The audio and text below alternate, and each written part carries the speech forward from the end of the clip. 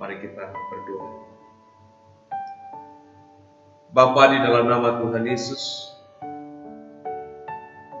dengan berbagai macam situasi kehidupan yang kami hadapi, yang kami alami, dan yang sudah kami lewati, di sana ada anugerah Tuhan yang selalu nyata dalam hidup kami. Secara manusia, mustahil kami bisa melewati. Tapi di dalam iman percaya kami kepada Engkau, kami melewati bersama dengan Tuhan. Karena itu, saat ini izinkan kami Tuhan, untuk kami mendengarkan suara-Mu, dari semua kebisingan yang ada, dari semua kesibukan yang ada. Kami mau meluangkan waktu bersama dengan Tuhan, sehingga hanya suara, hanya berita firman Tuhan yang kami dengar pagi hari ini. Sehingga ketika kami kembali dalam segala aktivitas kami, berita firman itulah yang akan kami gaungkan. Berita firman itulah yang kami proklamirkan. Berita firman itulah yang kami ceritakan. Berita firman itulah yang kami terus renungkan siang dan malam. Kuasa Roh Kudus-Mu hadir menolong kami, baik hamba-Mu yang Tuhan izinkan untuk menyampaikan firman-Mu, maupun setiap umat-Mu di rumah masing-masing dimanapun berada. Kuasa Roh Kudus-Mu hadir dan menolong kami semua. Di dalam nama Yesus kami berdoa dan bersyukur. Haleluya. Amin. Shalom jemaat yang dikasihi oleh Tuhan, satu sukacita karena kita masih diizinkan oleh Tuhan untuk belajar firman Tuhan hari ini. Beberapa ayat tadi dalam versi Alkitab bahasa kini, saudara, di ayatnya yang ke-18 sampai yang ke-22, Bapak Ibu Saudara bisa memperhatikan di Alkitab Bapak Ibu atau mungkin di handphone Bapak Ibu. Ada ayat firman Tuhan di sana, Bapak Ibu Saudara bisa memperhatikan. Saya akan bacakan demikian firman Tuhan. Ketika ia masih berbicara, datanglah hamba yang lain yang membawa kabar. Anak-anak Tuanku sedang mengadakan pesta di rumah anak Tuan yang sulung. Tiba-tiba angin ribut bertiup dari arah padang pasir dan melanda rumah itu hingga roboh dan menewaskan semua anak Tuan. Hanya hambalah yang luput sehingga dapat melapor kepada Tuan. Ayat 22. Lalu berdirilah Ayub dan merobek pakaiannya tanda berduka cita.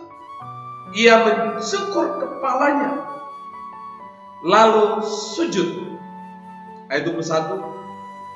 Dan berkata, aku dilahirkan tanpa apa-apa, dan aku akan mati tanpa apa-apa juga. Tuhan telah memberikan dan Tuhan pula telah mengambil. Terpujilah nama Tuhan. Ayat 22.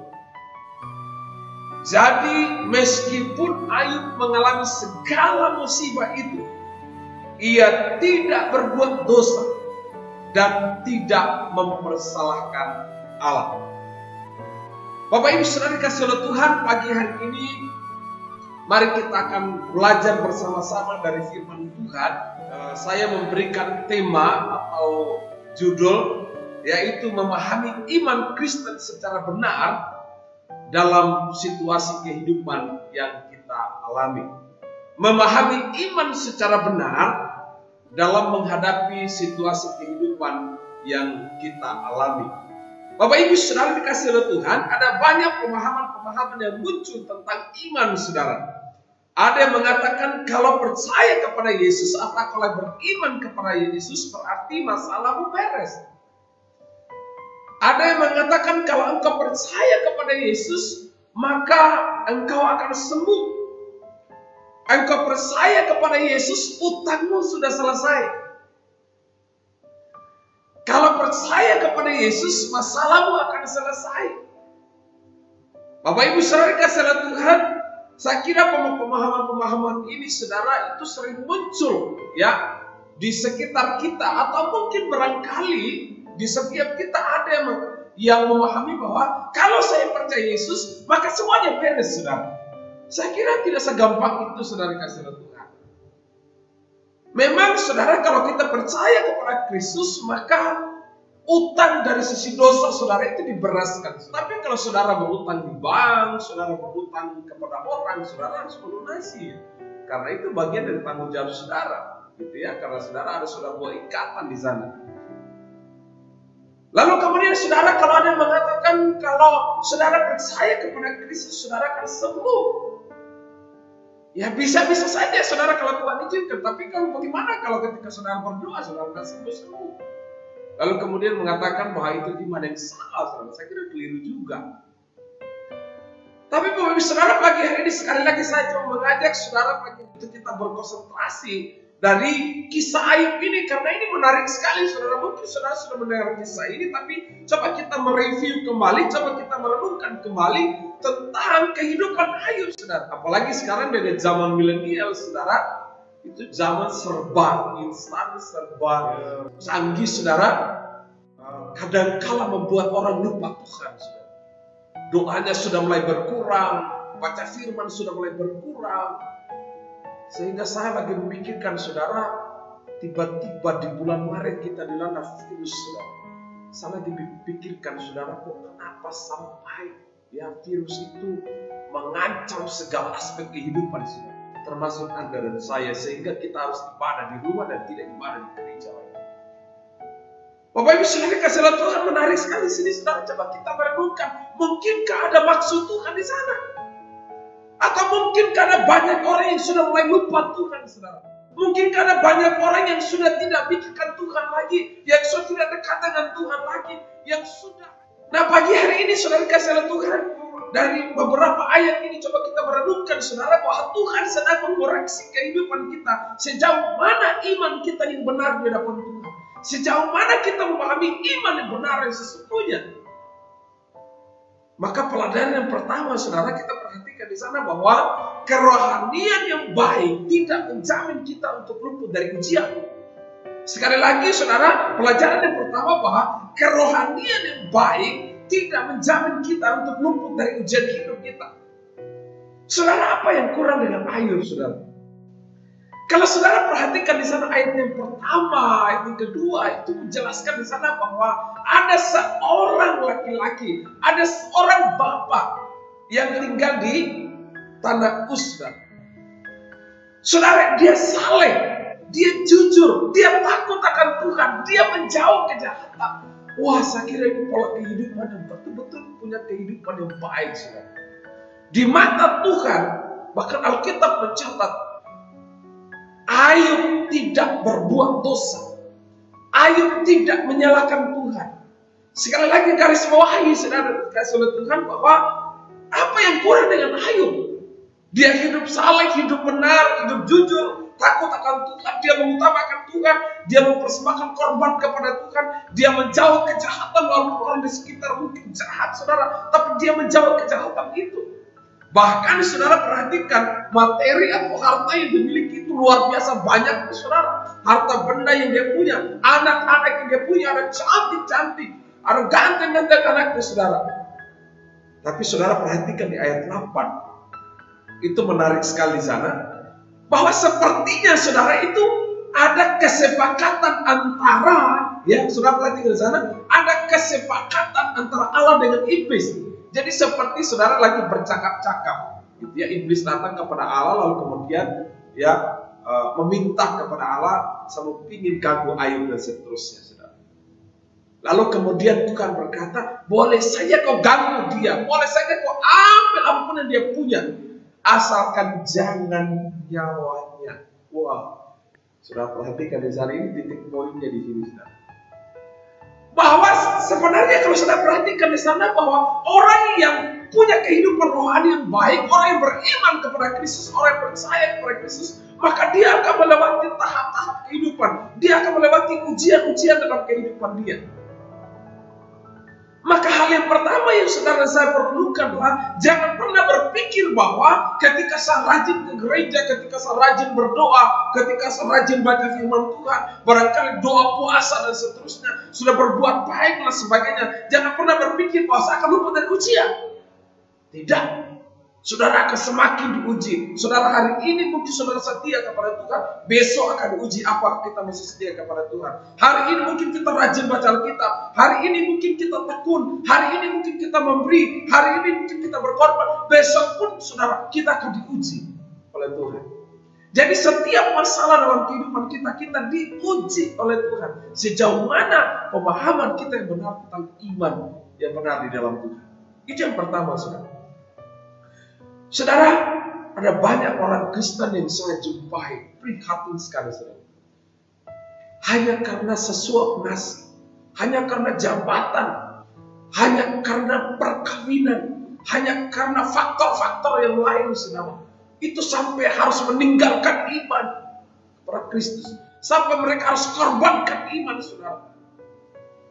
Bahkan mungkin saja, saudara, karena kebutuhan hari-hari, itu mereka sampai meninggalkan, menjual imannya.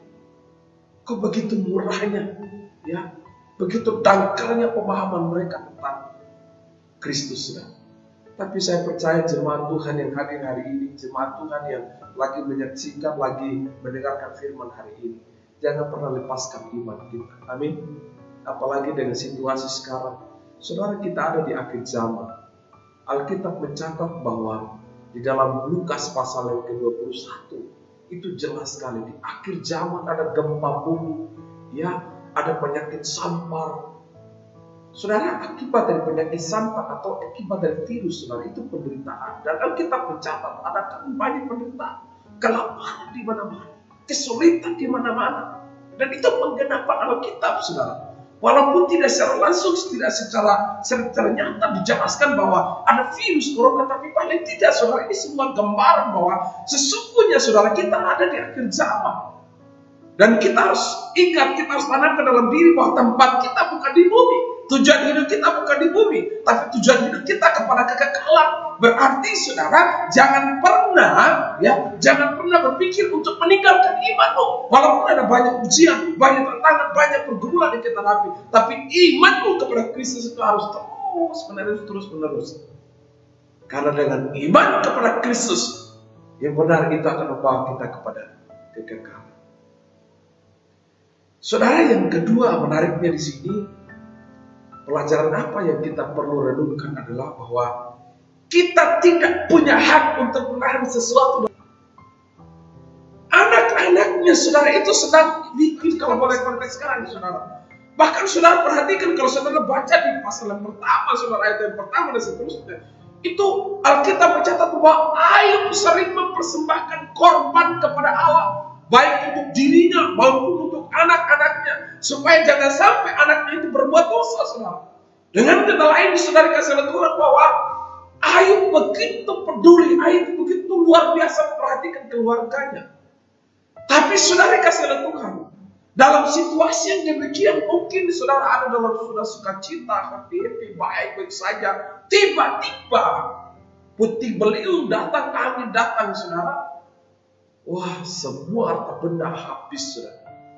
Anak-anaknya mati dalam sekejap mata. Kalau cuma satu, saudara, itu masih bagi saya, ya, nggak terlalu bagaimana, saudara. Tapi bayangin, saudara, 10 anaknya. Saya pernah, saudara, anak saya Jeremy pernah hilang. Itu istri saya itu dengan saya tuh, waduh, bergumul sekali, di mana dia? Tiba-tiba ada di pos satpam, saudara. Itu kaget sekali, saudara. Dia bisa hilang, dia lari, dia pergi mencari kita. Pas kita ada di mall. Saudara, itu baru kehilangan, saudara. Bagaimana orang yang meninggalkan kita? Hari-hari ini kita bisa mendengar, saudara, di televisi, ya, begitu banyak korban, ribuan korban, saudara, oleh karena virus corona. Bahkan menakutkan bagi kita. Di Gorontalo itu, saudara, itu ada di antara zona merah, saudara, antara Manado dengan Palu, saudara.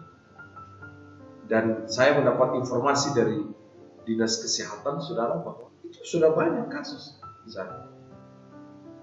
Kita tidak punya hak untuk menahan sesuatu dalam hidup kita. Nah, apa sih yang kita punya hari ini? Apa sih yang ada hari ini? Itu juga kita tidak punya hak untuk menahannya. Apalagi masalah materi, apalagi masalah harta, apalagi masalah suami, istri, anak, orang tua, saudara dan saudari, atau siapapun. Ya, apapun dalam hidup kita, kita tidak punya hak untuk menahan. Kenapa? Karena kita manusia yang diciptakan. Berarti kalau kita manusia yang diciptakan, kita tidak punya otoritas. Dan Tuhan berdaulat untuk mengambil sesuai dengan waktunya dia. Saudara tahu, Ayub itu sedang dalam kebahagiaan, kesenangan, sukacita, sedang dalam kelimpahan harta benda. Tapi tiba-tiba musibah itu melanda. Semua harta benda habis. Dan beberapa waktu ke depan pun kita akan menghadapi berbagai macam kesulitan. Dan itu dampaknya ke gereja, ya, dampaknya ke keluarga, dampaknya ke persekutuan dan sebagainya. Tapi mari kita coba kita terus berharap bersama kepada Tuhan. Sekali lagi, jangan terikat kepada harta benda yang kita punya. Kalau Tuhan percayakan hari ini, mari pakai itu untuk kemuliaan Tuhan. Yang terakhir, saudara, pelajaran apa kita dapatkan dari kehidupan Ayub? Kita harus berdiri sesuai dengan iman kita. Saudara, sudah saleh, jujur, takut akan Tuhan, menjauh kejahatan, sudah berkorban bagi Tuhan. Bahkan kalau saudara perhatikan tadi, Ayub begitu sedih, Ayub begitu berduka cita. Bahkan dikatakan mencukur kepalanya. Wah, kalau saudara perhatikan di sana, menarik sekali sana bahwa Ayub, saudara, di tengah-tengah penderitaan, di tengah-tengah pergumulan, di tengah-tengah musibah yang dialami, saudara, Ayub berdiri, Ayub sujud di hadapan Tuhan, Ayub menyembah di hadapan Tuhan, lalu kemudian berkata, Tuhan yang memberi, Tuhan yang mengambil, terpujilah nama Tuhan. Wah, saudara, kalimat ini bagi saya kalimat yang betul-betul menggugah hati. Bukan dalam situasi yang nyaman atau baik, bukan dalam situasi kesuksesan, saudara, tapi dalam situasi yang menekan, situasi yang dalam penderitaan, dalam pergumulan. Tapi Ayub masih berkata, Tuhan yang memberi, Tuhan yang mengambil, terpujilah Tuhan. Ayat yang ke-22, di akhirnya pun juga Ayub tidak berbuat dosa, bahkan menyalahkan Allah. Ini sebagai kesimpulan bagi kita. Kalau musibah ini terjadi, virus corona dan lain sebagainya itu terjadi, jangan pernah salahkan siapa. Virus ini barangkali Amerika yang buat, atau barangkali China atau lain sebagainya. Tapi peristiwa ini terjadi, mungkin ada maksud Tuhan. Kalau kita sebagai orang yang percaya kepada Tuhan, mari berdiri sesuai iman. Hari ini mungkin kita dihantui dengan ketakutan, kecemasan, kegelisahan. Kadang-kadang kita keluar rumah, mau pergi belanja, mau pergi bekerja. Kadang-kadang kita dihantui dengan berbagai macam hal. Dan kadang-kadang kita berpikir jangan-jangan. Tapi mari saudara, kembali kepada firman Tuhan. Kembalilah bahwa kita harus berdiri sesuai iman. Karena dikala kita berdiri sesuai dengan iman, kita akan kuat berdiri, kita akan menghadapi apapun. Kita akan melewati badai kehidupan untuk hari-hari ke depan. Jangan pernah lupa iman ini. Ya, jadi hari ini memahamilah iman yang benar.